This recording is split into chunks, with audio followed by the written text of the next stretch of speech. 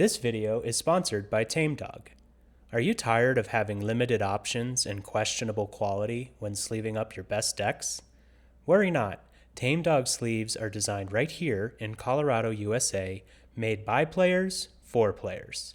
They shuffle smoother and fit better than anything else on the market.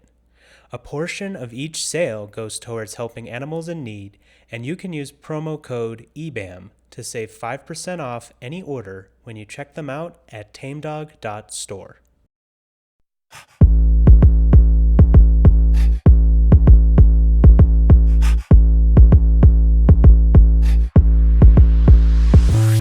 Hello, everyone. I'm Thomas, and that's Austin. This is Everyone's Bad at Magic, where we untap, upkeep, and punt. And today we're joined by our homie, Sylvan, one of the most prolific judges in cEDH. Sylvan, would you mind giving yourself a little bit of an introduction and tell people why they might care about your opinion? Sure. I'm Sylvan Desjardins. I've been a judge for a very long time. I use they, them pronouns. I was dragged into cEDH back when Monarch was a thing, uh, if we remember that. And then I have just cared enough about making sure events are good for the community that I haven't been able to get back out. Well, thank you so much for caring as much as you do. When I think of cEDH judge, my mind immediately goes to Sylvan as like the premier judge in our format. I know that there's a couple more big names, but I think that it's fair to say that you're recognized on the national level as one of the big ones for us. Do you think that's fair to say? I think that's tooting my horn a little more. I would say that I'm here to especially do on like that, the bud. West Coast, I'm fairly well known. I don't think I've done much in like Cali, but yeah, I Okay. I have had players come up to me at events that I have never seen before and go like, "Oh, you're Sylvan. Got it." I love it. That must be weird. Yes, yes, it is. Well, for the first time in quite some time, we don't have any housekeeping to do. We don't have any events that are coming up for either of us or any of us, and we get to just chill and play magic at locals and do our thing. So, I guess without any further ado, we're going to just jump into one of our favorite segments here, the Punter's Confessional. And Sylvan, I think you said that you might have a punt that's a little bit different from us here, one of the rare judge punts. Yes, I made a comment that I probably have more judge punts than player punts, and so we decided to go with a judge punt. So back in the day, probably like 5 or more years ago, there was a call that I took as Little Bobby floor judge, and it was Vines of Vastwood cast into a Chalice of the Void X equals 1. If I kick it, does it still trigger Chalice? And I did not have as great a concept of rules at the time. And so I tried to look it up and I just like couldn't wrap my head around where in the CR it was. And so eventually I was just like, yeah, I'm pretty sure if you kick it, it does not trigger Chalice of the Void, so you're good. And there was another judge who was like walking the lane behind me who like peeked up and was just like, I'm gonna go grab the head judge because I feel like this is about to go very sideways. And I walked away, and then I got pulled back into that call many minutes later, and it was like, cool. Oh, so what's the actual ruling for this, if you don't mind taking us through it? Sure. So the actual ruling is kicking a spell does not change the converted mana cost of the spell. So even if you have multi-kicker, even if you have regular kicker, Vines of Vastwood is always going to be a 1 CMC spell.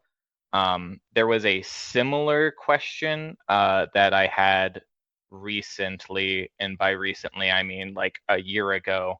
So Consign to Memory has Replicate, and it was in like the same vein, and it was, Judge, if I cast a Consign to Memory into a Trinisphere, does Replicate care about the cost for Trinisphere? And I did not look at the text of replicate correctly. And I was like, cool, this is a trigger that happens when you cast it. We're going to pay the cost as the trigger resolves. No, replicate does not care about Trinisphere. The answer is yes, it does. Replicate is a cost that you pay as you are casting the spell. So if you cast Consign to Memory and replicate twice, you do not have to pay extra for Trinisphere. So that's fun. I'm gonna be real with you, Sylvan. A lot of what I just heard is that magic doesn't make sense. Trinisphere No, gets added no, on it does last. not. Yeah, Well, but like we've also had changes with Trinisphere where Delve, if I am remembering correctly, back to ye old rules, there was a period of time where Delve did not pay for Trinisphere, as it was like an alternate cost where you were exiling a card instead of paying mana. But now it is just, yes, Delve can pay for Trinisphere. Fun that times. seems like it should make sense. Excuse me? Yes, but like at the time, there were like Convoke also. Because Convoke should also pay for Trinisphere, shouldn't it? Uh, yeah, Shouldn't it? pays for one or one mana of that creature's color. Yes, Convoke is considered paying. Okay. Phyrexian mana does not count, as it is a choice that you make before we have even like fully finished putting the spell on the stack. So if you are I have done this in Legacy, where I have tapped an Ancient Tomb, taken 2 damage, tapped my Seed of the Synod, and then because I didn't have black mana, had to pay 2 life, 2 life. So I essentially paid 6 life and 3 mana to dismember through a Trinisphere. So that was fun. Oh, what a weird and arbitrary distinction. So does Delve and Convoke work like semi-mana abilities? So no, and that is because technically they are alternate methods of paying the cost, whereas in the steps of casting or activating abilities, you activate mana abilities before we actually go to the step of paying costs. So no, Convoke is not the same as a mana ability in that you would still have to like tap things to float mana. There was recently a video that I saw from one of my favorite Magic creators whose name escapes me, but it was talking about the steps for casting crop rotation. And there was a hickory woodlot that was tapped, and we're removing the last counter. And in the skit, it's like, cool, I'm gonna float mana, I'm gonna sack hickory woodlot to crop rotation. We're all good. And the answer is no, because part of resolving the mana ability of hickory woodlot, removing the last counter, is sacrificing the land. So when we go to the step of paying costs, hickory woodlot has already sacrificed itself. So yes, magic always makes sense and everything's fine. Yeah, everything's fine here. It's great. If that were the case, I think you and I'd be out of a job. Oh yeah, you guys get paid. Kinda. Sometimes. Sometimes. Well, Sylvan, I think that is the most confusing punt we've heard on this show so far. Thank you. And I'm You're glad you welcome. learned something from it. Austin, I don't know if you have a punt this week, but I sure do. I'll let you go first. My punt this week is further enhancing why I don't play green. I'm still not giving up on it, but Titus talked me into playing Cabbage Merchant. I even put a little blue sticker on the green pip so we can play blue Cabbage Merchant. Oh, I love that paint job I made for you on that one. But we were in a game and I had KCI and Corda Culling in my graveyard. Nice. Noxious Revival in hand. I had Peregrine Took in play, so I could sacrifice 3 foods to draw whatever card I put on top of my library. I was focused on KCI is sack outlet. I need sack outlet to win game. Not even thinking that Peregrine Took is in play. I Noxious Revivaled my Kurt Clan Ironworks on top of my library, drew it, flashed it in, and sat there and looked at my field and went, well, I don't go Doesn't do anywhere anymore. anything. Yeah, exactly. Turns out, if I Noxious Revival the Corda Calling, drew it, I win at instant speed by going to get Chrome Dome. What card? Oh, you know, cEDH staple Chrome Dome. I think it's actually called Chrome Dome. Chrome Dome Other- is 2 generic. Other artifact creatures you control get +1/+0. 5 generic mana. Create a token that's a copy of another target artifact you control. That token gains haste. Sacrifice at the beginning of the next end step.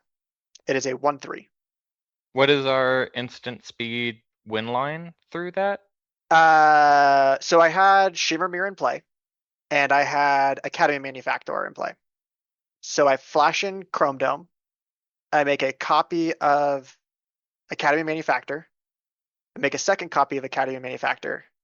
And then using that, I copy food tokens Mm-hmm. that are in And play. you actually end up making a food, a clue, and a treasure. I make 9 foods, 9 clues, 9 treasures, which nets Yes.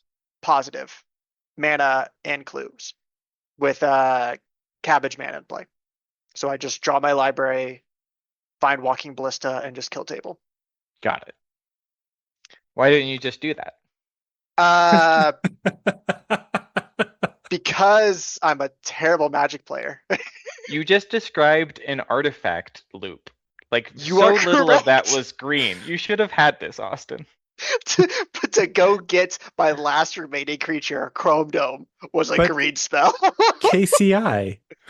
Yeah, KCI, the artifacts. I love KCI. I wish it was unbanned in Modern. I would That's love not to play allowed. KCI. KCI cannot be unbanned in Modern. It's fine. So after the siege, I was playing a for fun game with Logan and 2 out of town players, Church and Ash. Shout out to those 2. They were very, very fun people to hang out with. And this is, by the way, at like 1 a.m. after like a 14-hour day or something.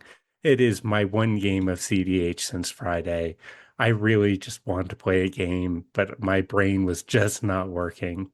And I was playing Violethras, so my Necro deck that I play once every 3 months. And I thought I drew the nuts. I essentially had a land, a LED, and a Necro. Sorry, not a Necro, a Wishclaw Talisman. So I had essentially a turn 2 Necro. I get out my turn 2 Necro. Nobody has any interaction to stop me. I get a very reasonable 10, play it safe. I find my Flash Enabler. Again, nobody has any interaction, makes it back to my turn 3. Dig down 25 life, go down to, 25 life, go back down to 5. And I guess people found a bit of interaction, and I have to fight a little bit. And I missequenced my mana after winning the counter war. I have a Soul Ring, Mana Vault, a Arcane Signet, and an Underworld Breach, and a Rite of Flame that I forgot to use before my Soul Ring. And not using the Rite of Flame before my Soul Ring meant that I was 1 red mana short of detutoring and using my Underworld Breach to just win on that turn.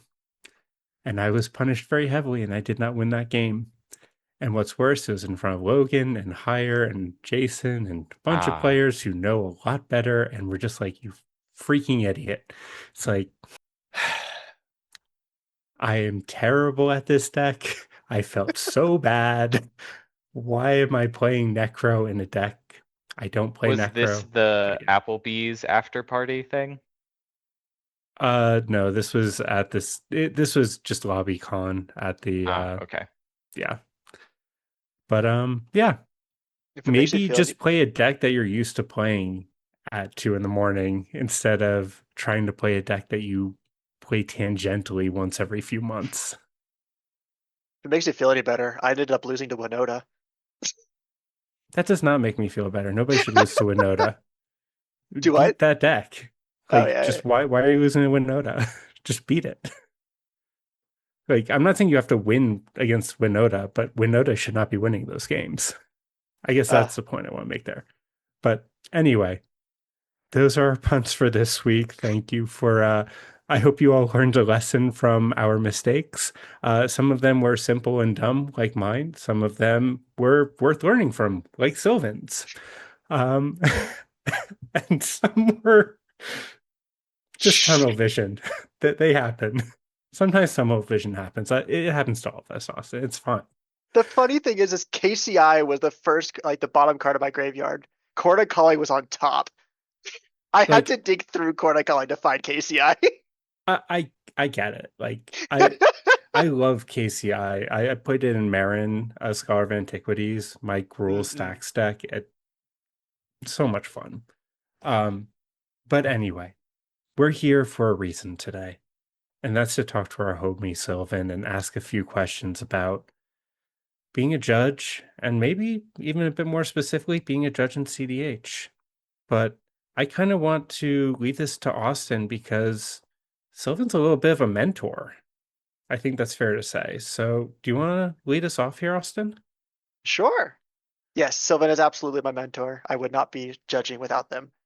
Um, Sylvan, how did you get into Magic? Sure. So, a little bit more of a serious story. In high school, your homie was not doing okay. We were like super low energy, very depressed, no friends, not a good time. And eventually I walk in a card shop and I'm just like, I heard Magic was fun. Y'all do that here? What do I need to do? And they were like, cool, come back on Friday, we'll teach a draft. Here's a welcome deck back when we used to give those out for free because they were good. And so I got into mostly the community aspect of everything. I would do weekly drafts and love it. Sealed is still one of my favorite things. And then I ended up working for that card shop because I was immediately hyper fixated and understood the rules and procedures for draft. And they were like, we would love for you to help run kids draft.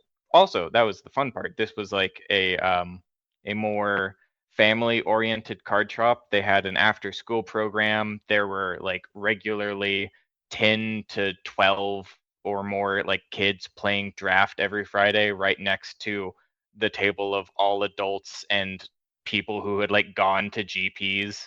Um, and so I started getting into that, and then eventually it was a cool. I'm already doing all of the stuff that a judge does. How do I do that?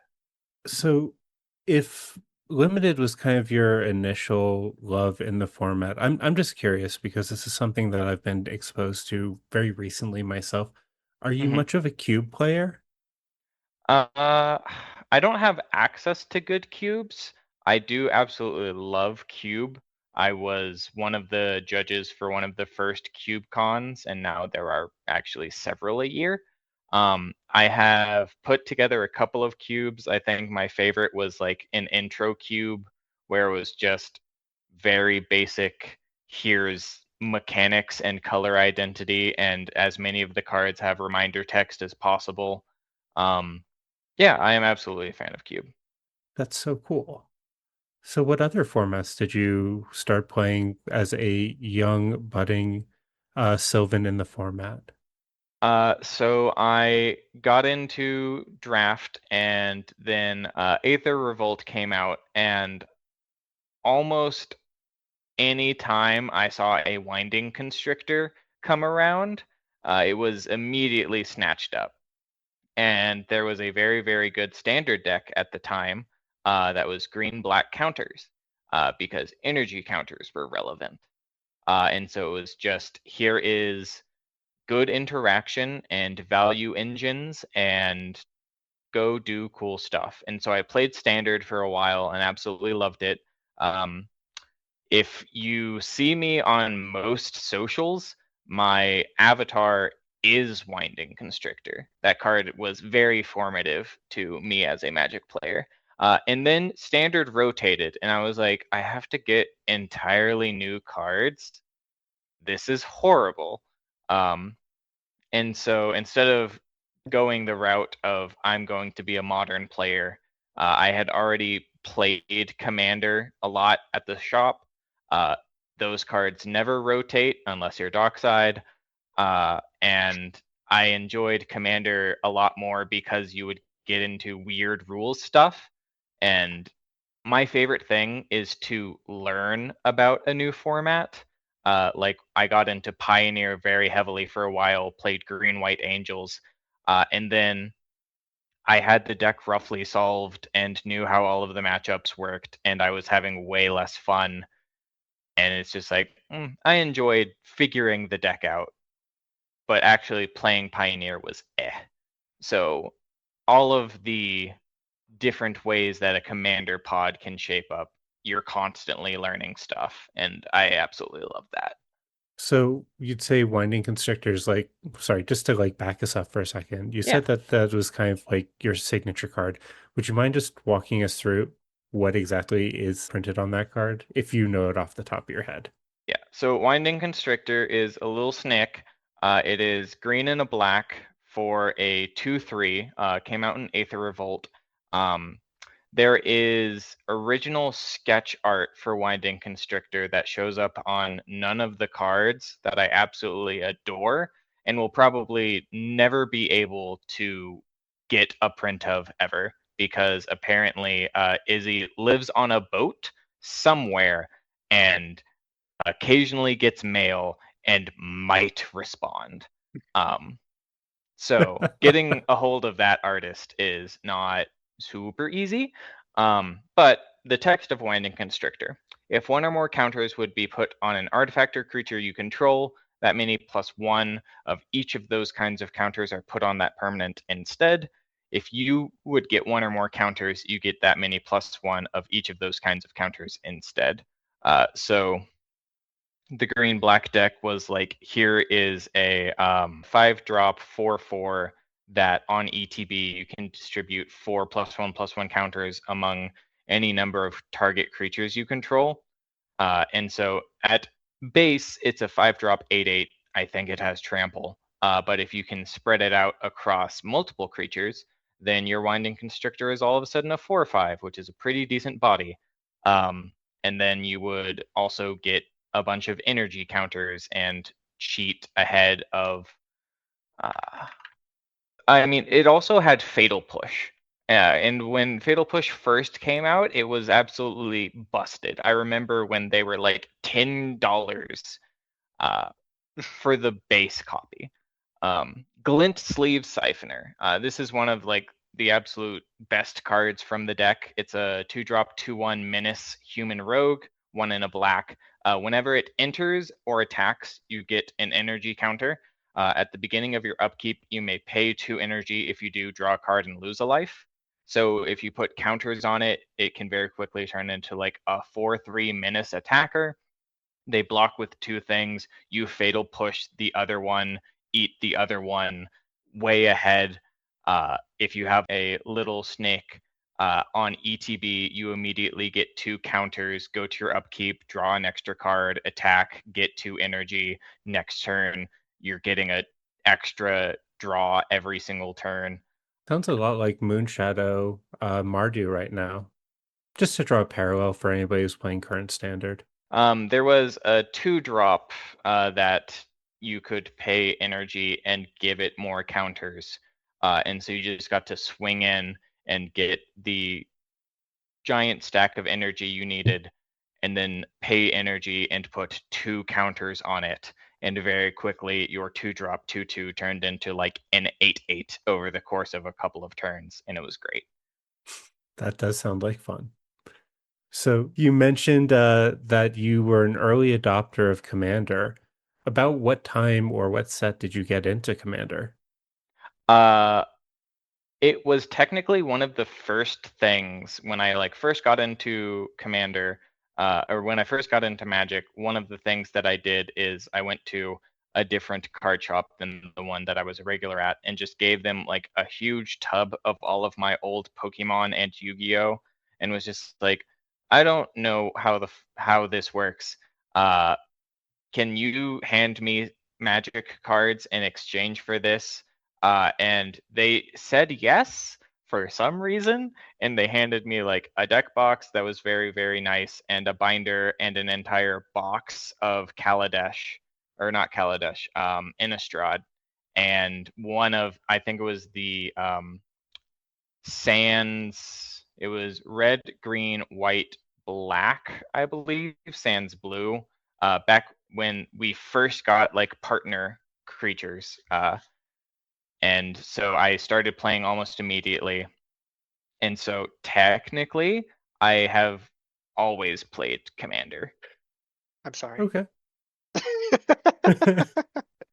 It doesn't seem like the most friendly way to onboard into Magic, if I'm honest. But I mean, if it's what got you in, I mean, great. So, what formats do you currently play, if you play at all? My formats that I currently play are Commander and Judge. That sure is a format to play. So What Judge Tower or Judge? I am a very big fan of Judge's Tower. There is something that I eventually want to do, which is I just want to have a 1v1 Judge's Tower tournament where you build a 60 card deck with all of the rules of Judge's Tower. And the first thing you do at the start of the game is swap decks with the opponent. We can make this happen, Sylvan. I was Yeah, gonna say, no, this I think sounds this is genuinely awesome. like there are not too many players who are interested in Judge's Tower, but like I just think that this would be because you are putting an actual like win condition on Judge's Tower, which is not normal. I mean, the win conditions just don't lose, right? Well, yes, but like you can just be like, cool, here's a whole bunch of wheels, and here's a whole, like you can construct what you think will trip people up, and then you also, because if you, most judges when playing Judge's Tower play it in a very relaxed way, but if you wanted to be serious and be as cutthroat as possible, you are like resolving as many wheels and just handing all of your effects over to as many other players as possible. You want to take as few game actions if you actually want to quote unquote win Judge's Tower.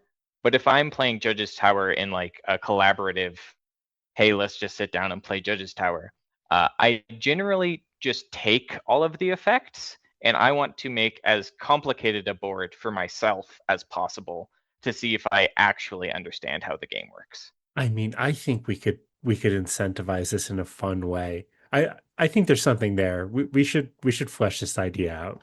I Oh I'm yeah, 100% on board.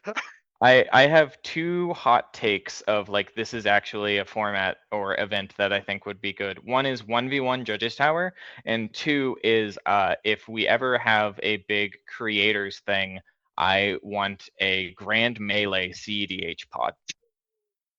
I don't want a bunch of rounds of cEDH. I want a single game of cEDH with like 16 to 30 players, and eventually one is left. No, thank you. So, It is will take this about the same amount of time as a regular tournament of cEDH. Hard pass. So the real question is, For do we follow the rules that you can only target the player 2 away and you can only attack the players directly adjacent to you?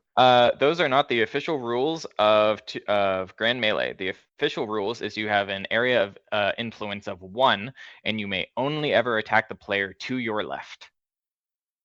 So Rhystic Study only ever sees 2 other players. This is why I think it would actually be good. Like Thassa's Oracle would only remove the 2 players to your left and right. It touches none of the rest of all of the players. Unfortunately, I think it turns into like big old Simic slop of I need to have all of the resources available for whenever. Normally for like casual, this is like a convention cEDH or Grand Melee, I am way more lax with the rules. However, I think cEDH needs the like very specific actual rules in the CR for Grand Melee. Because otherwise it turns into a dumpster fire very quickly. Hear me out. I'm on board. I'm really curious to see this work out. Yeah, right? Like Walking Ballista is really good, It seems but like also cool. Then I'm going to split second, destroy target artifact, and your Walking Ballista is gone. yeah. Okay, so if I kill Austin, who's next to me, and they Yes. die with that walking ballista, can I immediately ping down the player next to him? No, you must pass the turn before you are able to change your sphere of influence. And also, as you remove players, and I think it's either when you get a number divisible by 4 or 3 at the end of the highest numbered active turn, that turn ceases to exist. So you So, won't constantly have, if we're doing 30, you won't constantly have, I think it would be 8 active turns. As you remove players, you would end up having like 7, 6, 5, until eventually you are down to like a quote unquote regular 4-pod, except you still have the restriction of only attacking to your left and only having a range of influence of 1. So eventually you get down to a 3-pod with combat restrictions. So like Timna isn't as good. Ragavan isn't as good. So if I just have a flash enabler, infinite mana, and a way to use as an outlet, could theoretically just win over each subsequent player's turn. That would probably be the Yes, meta here, right? or other players also get access to a bunch of infinite mana, and then your turns clash, and then split second is very important. And or the actual rules for how to resolve infinites that are kept active by 2 players continuing to make choices. This used to be relevant when the 5-drop to fairy was the best win con in blue-white control, because it would just infinitely tuck itself, so you never drew out. And then you had blue-white mirror matches, and it was like, okay, well, we're just going to both keep tucking our Teferis and never die. How does the game actually end? And so we had to write policy for that because it was not clarified until then. I forget the exact specifics, but basically it cares about active player versus non-active player. And if I am remembering correctly, which I might not be, the non-active player gets the better thing because they get to name the final number second. Hmm. Because like Interesting. if the first player is like, I will do this 1,000,000 times, then the non-active player gets to be like, cool, I'm gonna do this 1,000,001 times. And at the end of this loop, we are in your draw step and you are drawing from an empty library. Good game. Oh, it'll be something. I would say I'm Yep. very intrigued. Yeah, no, I if anything, I just want to see what happens. It's gonna be a good social experiment. Yeah, exactly. It's a prisoner's dilemma. I can just play Vala and have a Yeva in play, and then I wish green got more flash speed enablers. Oh, that's fair. I was gonna say you wish green got more. Green got so much in the last year. Yes, it did. I mean, Chen Li. You got Chen Li in your deck. That's insane for you. I haven't actually gotten to resolve. I have not put that permanent into play yet. And I think that card is busted and a mistake and should not have been printed. I played somebody's Simic Bolus's Citadel deck with Chen Li, and it was disgusting. Chen Li, Reality Chip, and Bambi is just now Bolus's Citadel in Simic. Yeah, Bambi, because of Chinli specifically, I might look at putting Bambi into Vala. Like, I already have a Shia, but Yeah. Bambi would be good. Bambi and Encryptolith writes with it's Shang-Chi. SHANG-CHI.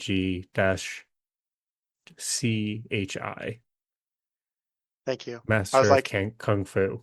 For those at home, it's a legendary 2/2 creature. You may activate abilities of creatures you control as though those creatures had haste. And it has a tap ability, add 2 mana of any one color. Spend this mana only to activate abilities of creature sources. this puppy's going in It's time. busted. Yes. Oh, no, there are several very, very good Tayam pilots local. One in particular whose name is escaping me right now. But Josh. yes, we have had conversations about how this card is absolutely nuts, and especially in Tayam. Tayam already had a bunch of weird instant speed. Cool, you didn't interact with this specific thing at this specific time, so I just win. And I don't care what you do to try to interact with it. I win. GG kids. This is just one more. Yes. Yeah. It's sick. All right. We went off on a really big tangent, but it was fun. You briefly touched on Vala. Is that your, I don't know if I'd say signature deck. Is that your pet deck for Commander? Selvala is the only deck that I actually have built and play. I technically have a precon that I think is white-black vampires, and I have a very underpowered, has not been touched in years at this point, Lateral deck, because I just don't enjoy casual Commander. No, Selvala is probably the only deck that I actually play, to the point that when I started playing Dual Commander, don't know why I didn't bring that up when y'all asked about other formats I played. I just converted cEDH Selvala to Dual Commander Selvala, because I was like, it's the only thing I play. I remember when Nadu was legal for a glorious 6 months, and we were prepping for Colorado's first 5K, and you actually sat down in a pod with me. You were offering to help us prep out, and I was deciding between playing Nadu and I believe it was Malcolm Timna for that event, and you played my Nadu pile, and you said it was because it was the only Simic deck that looked like it played like a green deck. So, Yep. It seems like you're a little bit green pilled there, Sylvan. Yes, very much so. I have in cEDH, I have played Kinnan, I have played Rogsai, I have played Blue Farm, I have played a lot of the meta decks. I have played Ral, and every single time I'm like, I win too much. This deck is too straightforward. It just there are so many decks that I have played other than Vala, and it's just like, I never have to mulligan. These hands are too good. I want my ankle weights. I kinda. Yeah. A big reason that I love Vala is resolving a Phyrexian Dreadnought feels like crack.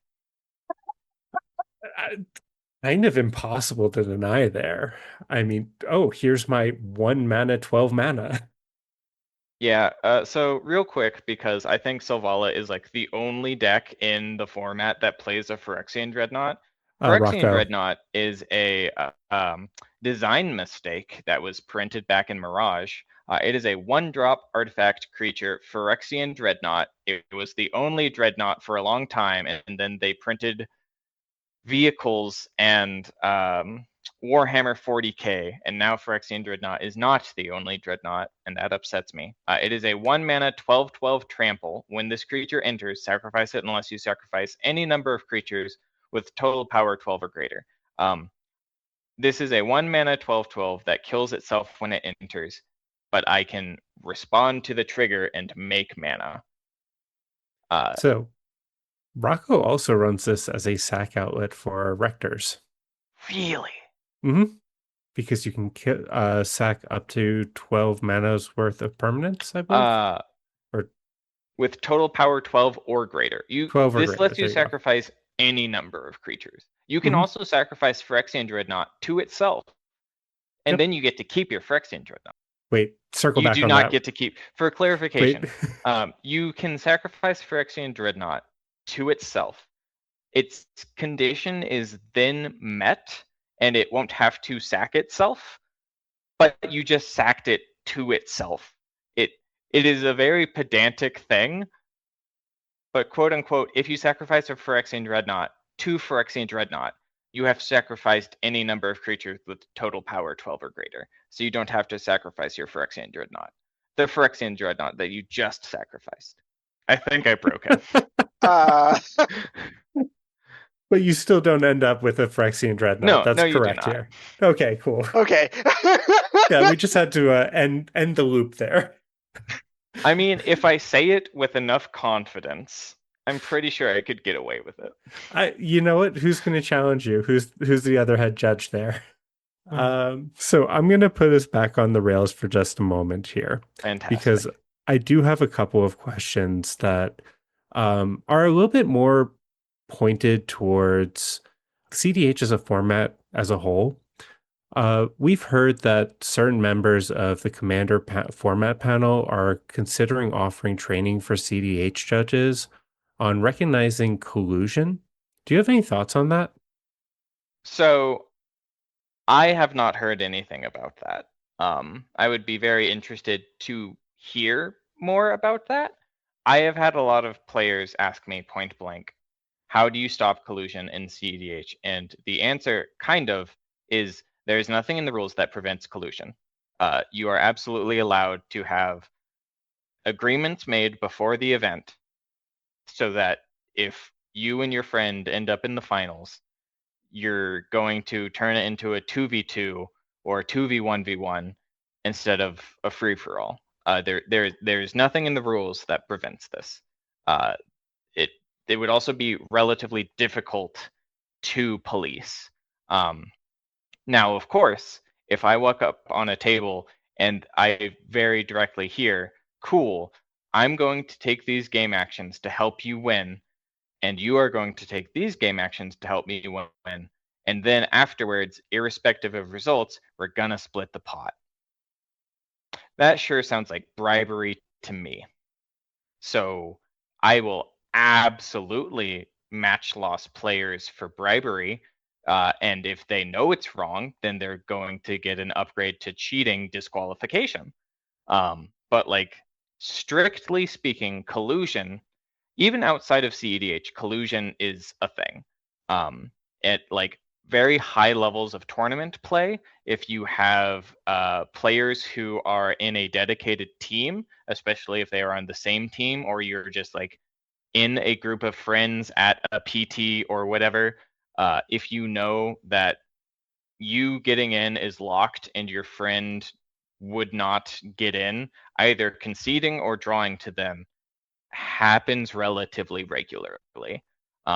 If you're like a really, really dedicated grinder, you probably play it out anyways because you want as much advantage going into a top cut as possible. But even outside of cEDH, collusion happens. So we just said that if somebody is splitting the pot after the fact, that could be considered bribery. Would we potentially consider things like top deck points or MMR, potentially things that could be cited as bribery as well? So weirdly enough, it depends how things are said. It does and doesn't matter. The answer, like, hold on. I will real quick pull up the exact terms of bribery for No worries. us. I'm sorry to put you on the spot. I just know No, this is something that a lot of people are curious about at this moment. You are more than welcome to ask me hard questions. Do you There have not been want a to number load? of Yeah, no times where softballs here. there have been a number of times where I've called Sylvan up and been like, "Hey." Yeah, this got real heavy real quick. Well, I Jesus, saw all Thomas. your softball questions, Austin, and then Yeah. I wrote out a bunch of questions. Yeah, All that right. checks. So, Magic Infraction Procedure Guide 4.4, Unsporting Conduct, Bribery, and Wagering. Match loss. Definition. A player offers an incentive to entice an opponent into conceding, drawing, or changing the results of a match, encourages such an offer, or accepts such an offer. Refer to section 5.2 of the Magic Tournament rules for a more detailed description of what constitutes bribery. Wagering occurs, it's wagering, it's gambling. If the player was aware that what they were doing was against the rules, the infraction is unsporting conduct, cheating. So, in a rough summation, offering anything in exchange for a match result is bribery. The other thing is, it doesn't matter if that's a joke or not. I have had some players be like, well, if you don't concede to me, I guess you're walking home. Cool. Match loss. No. I understand that you think that that is a joke, but A, spectators have no idea if you're joking or not, and B, the other player may now still a feel power dynamic now like, situation. yeah, exactly. So in essence, offering anything in exchange for a match result is bribery. Okay. Collusion is basically, hey, I am going to play in the interest of you, and you are going to play in the interest of me, and irrespective of our match results, we are going to split any earnings at the end of the day. Whether or not that is the exact terms that people actually use, maybe. But, like, technically speaking, if I just walk into an event and say, hey, if I am player A and my friend is player B, if C or D are pushing for win and I have pact in hand and I can't pay for it, I will pact either of their win cons because I would prefer that my friend win over players C or D. Even not talking about like in exchange for anything, that's just legal. Like, Okay. Yeah, no, that is a very clear in the line distinction. And thank you for explaining that concisely. I think that clears up a lot of confusion that I personally have had. I hope that people who are listening to this can see where that line in the sand is from a legality point. it can get very muddy because, especially in multiplayer, it can turn very quickly into he said, she said. And specifically what a player says is important, and or it can get very muddy very quickly. Like there's what policy says, and then there is what actually happens. And Yeah. the other thing is like you said, as a judge, I am fairly well known, and I have been doing this for a long time, and I am very comfortable handling unsporting conduct call, bribery, wagering, improperly determining a winner, all of that. I'm chill with it. If, let's say, Austin was running a 64-person local event, and there was like something said between Jason and Logan, people we know and play with all the time who are super, super well respected, do I think every single judge would be comfortable match lossing a player that they know personally, and or that you're not like 100% certain if it's bribery or wagering? So there's what policy says, and then there's the messy real world of like, okay, but what do we actually do? And Sylvan, I think you might be missing another small point. People who might be intimidated by some of these players. Oh, yes, absolutely. There's a lot of huge personalities at these tables. Some of them friendly, some of them maybe a little bit less so. So, regardless, that kind of leads me into the next question I have. If WOTC decided to take interest in our format, what do you think that would change for tournament cEDH? One, I have had conversations with some people and have specifically asked if any of this is under NDA, and the answer is no. So I can tell you that I do not think that that is far-fetched at all. And the most immediate thing is no proxies. If it is ran as an actual like supported event and format, if it is ran through event link, or if WOTC wants to release something else that isn't event link but is directly supported, then the answer is no proxies.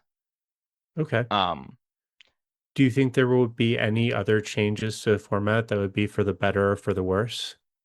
I think a lot of the specification for inter-player communication probably goes away. To have a set of rules specifically incorporated under the comprehensive rules and or Magic tournament rules, you want it to be as close to pre-existing rules as possible. In current policy, we don't have anything that clarifies inter-player communication because it's not relevant.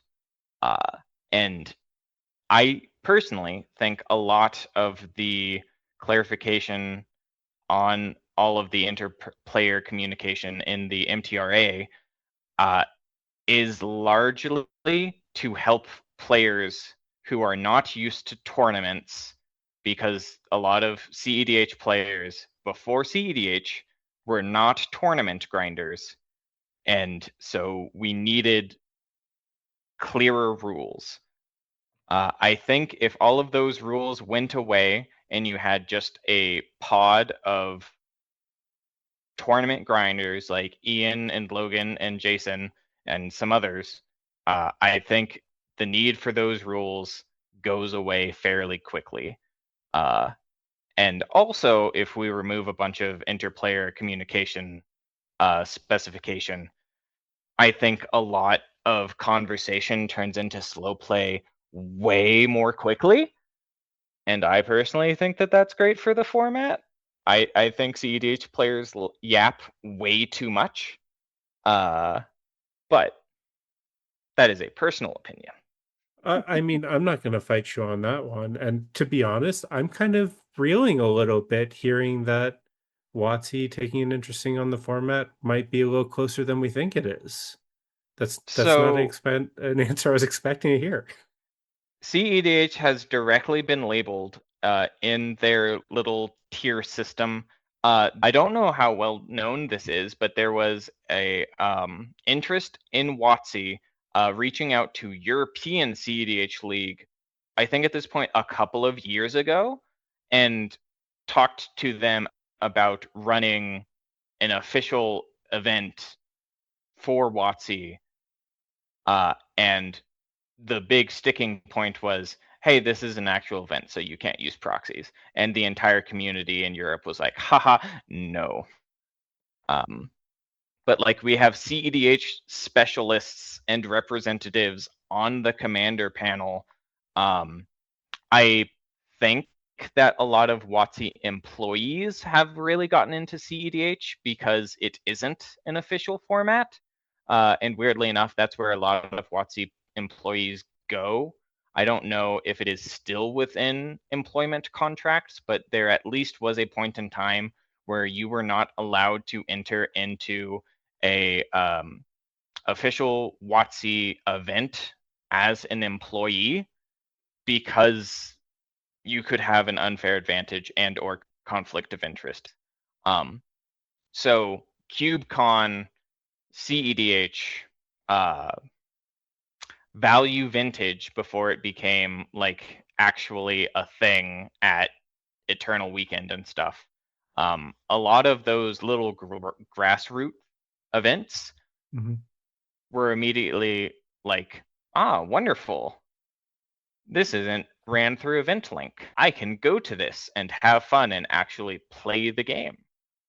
So I think there is a lot of interest from WOTC into cEDH, also because Commander generates them so much money. That's not surprising. Piggybacking off of that, if WOTC does end up making cEDH, I guess, sanctioned, do you think they would split the ban list?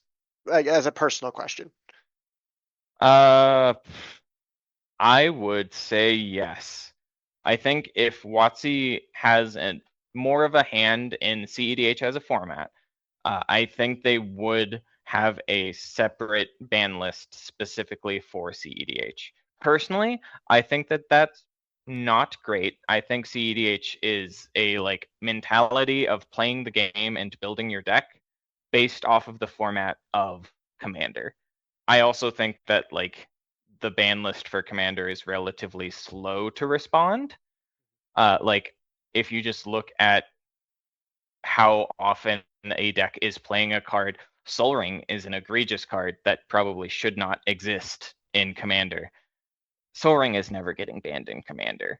However, if there is a look at cEDH as opposed to Commander, depending on what they want the format to look like, I would see them banning cards in cEDH versus regular Commander. I think a very big one is Rhystic Study.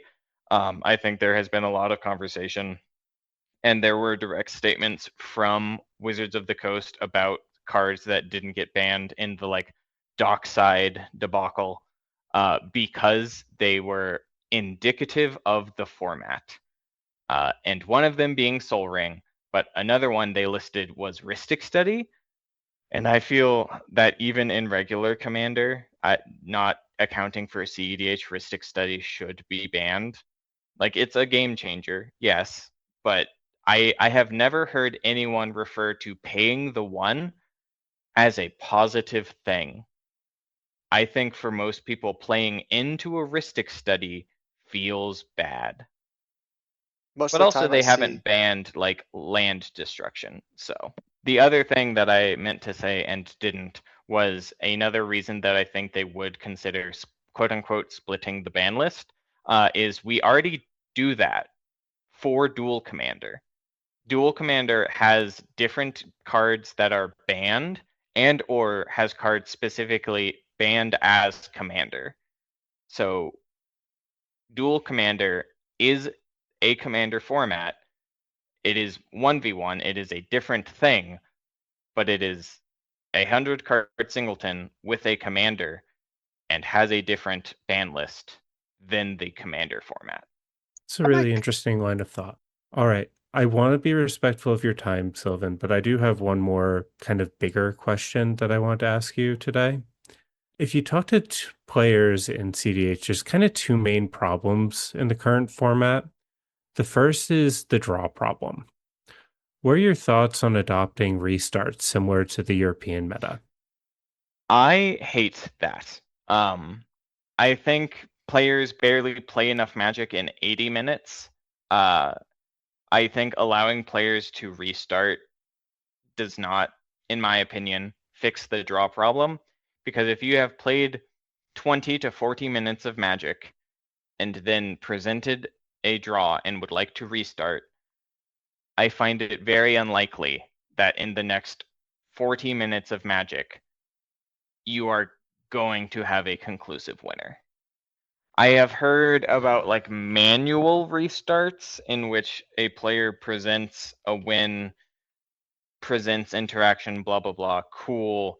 I will present a line of play that ends with all permanents in player's hand, and then I literally resolve Time Twister.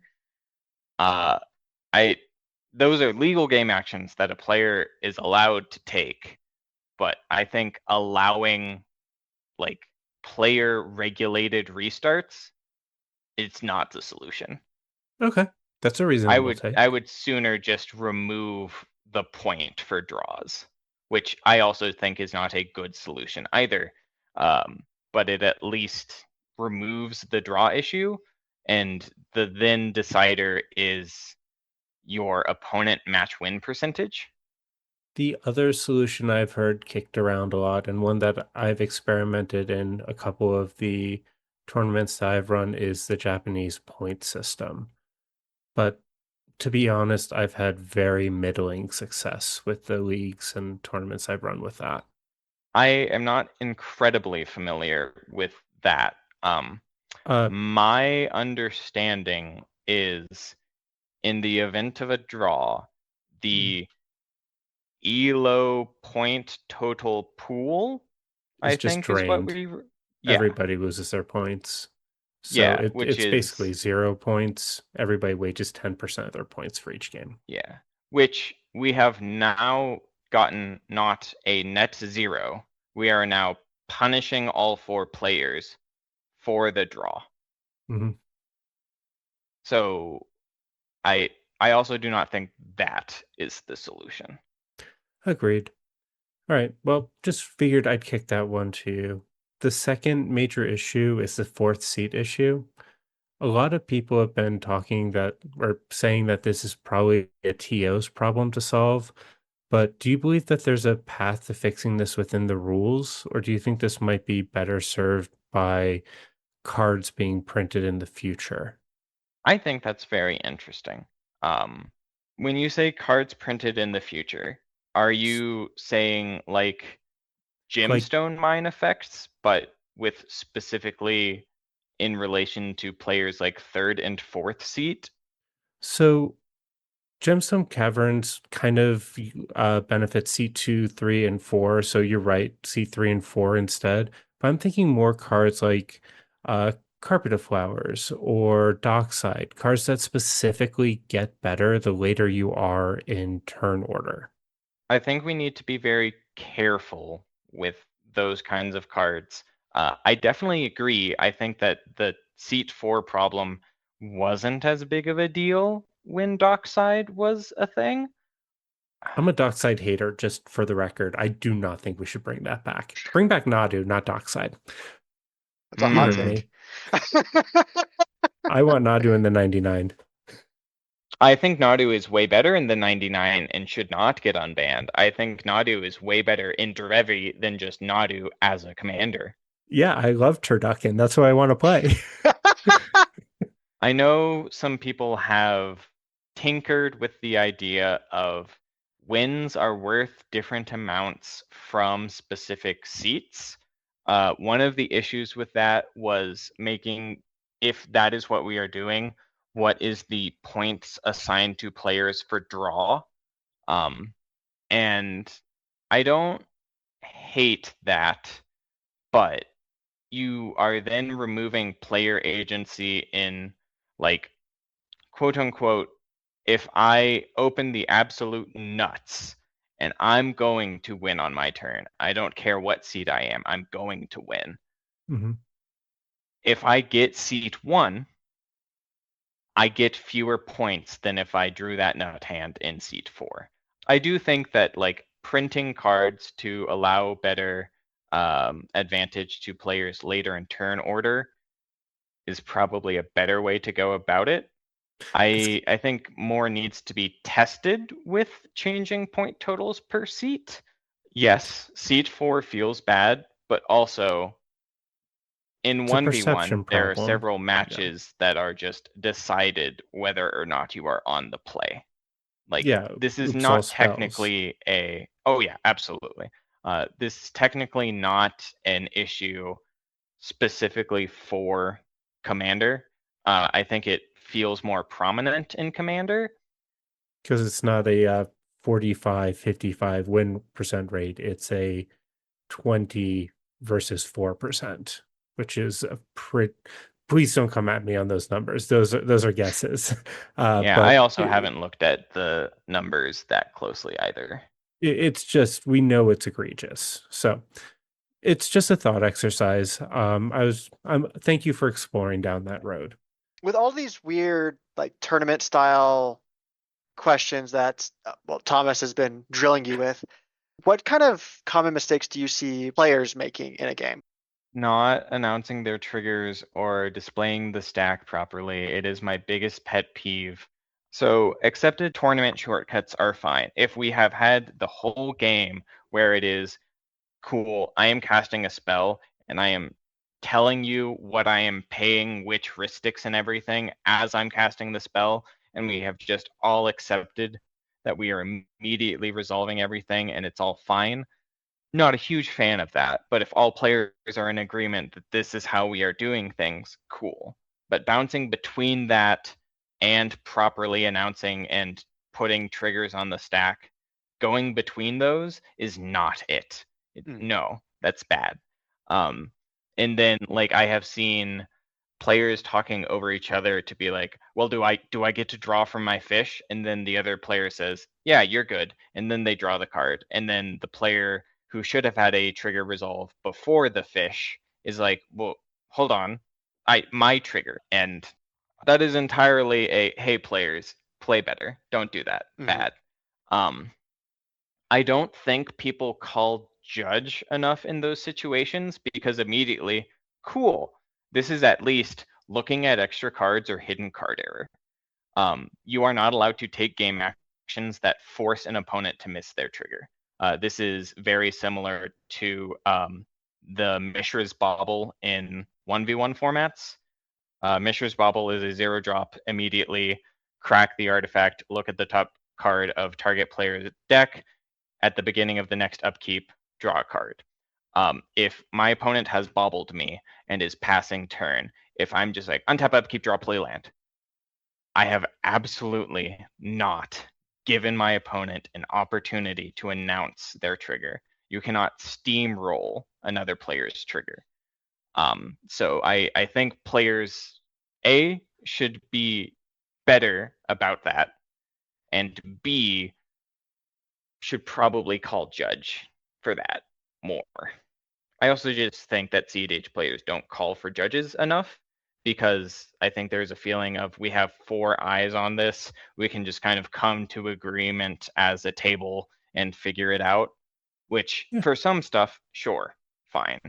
But for other stuff, like egregious game rule violation or players being like, yeah, you just said, do you want to roll for it? But like, either we don't care, or B, yeah, let's roll for it. And that's a whole different can of worms. Well, Sylvan, thank you so much for letting us kind of go off the rails a little bit today. I hope you let us bring you back so that we have like a whole litany of things that we still want to ask you, but we're getting to our time today. Do you have anything you'd like to plug while you have our platform? I don't have anything to plug while we're talking about weird tournament stuff. If I can say anything to players as a judge and TO, please stop asking me what you can propose off of a gamble resolution as a way to end a game. Just stop. Don't do it in any way.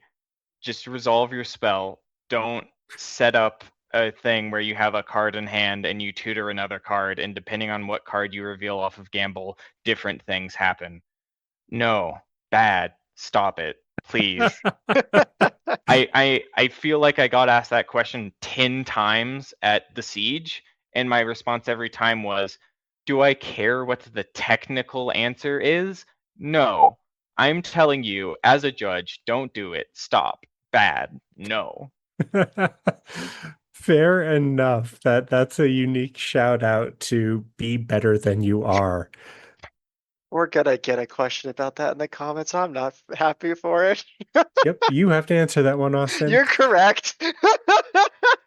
Or I Well- have to come back on another episode and talk more about this. Oh no, I have to come boo-hoo. hang out with my friends. Well, I guess we're going to book that one. You heard it. Okay. Well, if you stayed with us this long, please consider giving this video or this audio a like, follow, or subscribe, depending on how you found us. Leave a comment below.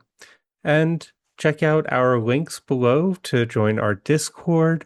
Or if you'd like one of the playmats that we have in stock featuring this sick logo from Fox Tattoos, hit us up. Anyway, be kind to each other. Be kind to yourselves. It's just a game.